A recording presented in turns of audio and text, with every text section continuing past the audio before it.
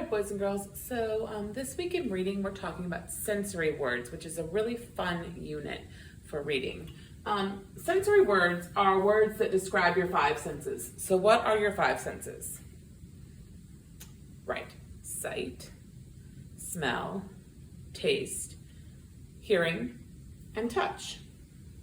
So authors use sensory words to help you visualize what's going on inside of a story. They bring a picture to your mind, or a smell or a taste of something to your mind, and they help you visualize that object or story a little bit better without the sensory words in there. So there are some examples.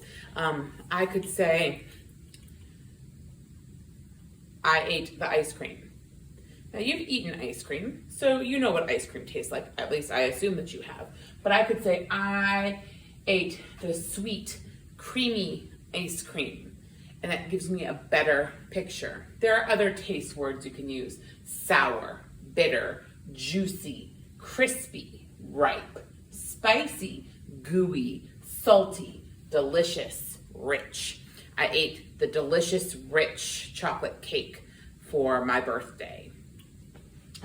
The macaroni and cheese was gooey and creamy and was just delicious. Those are words that describe how it tastes. Touch. We can use words like soft, cold, slimy, rough, slick, silky, furry, bumpy, hard, slippery, and prickly. The cactus was prickly. Instead of saying, I went to the beach on a summer day,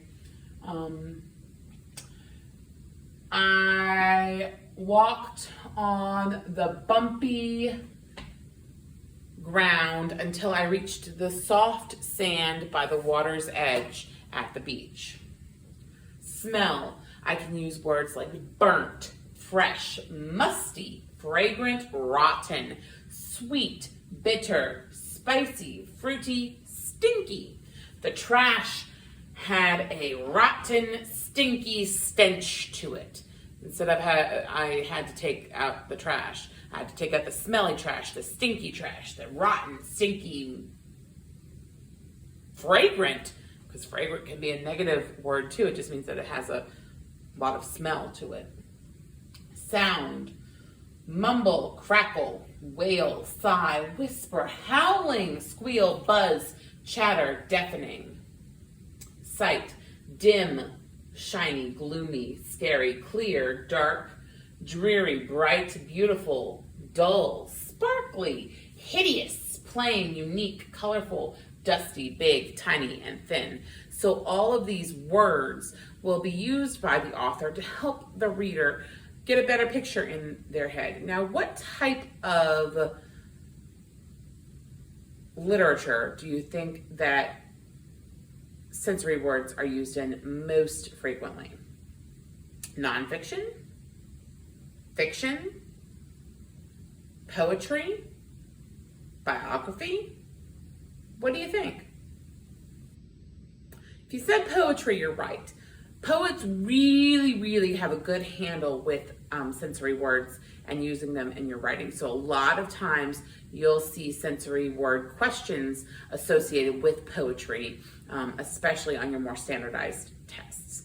So sensory words are a lot of fun. I hope you enjoy the unit with sensory words this week.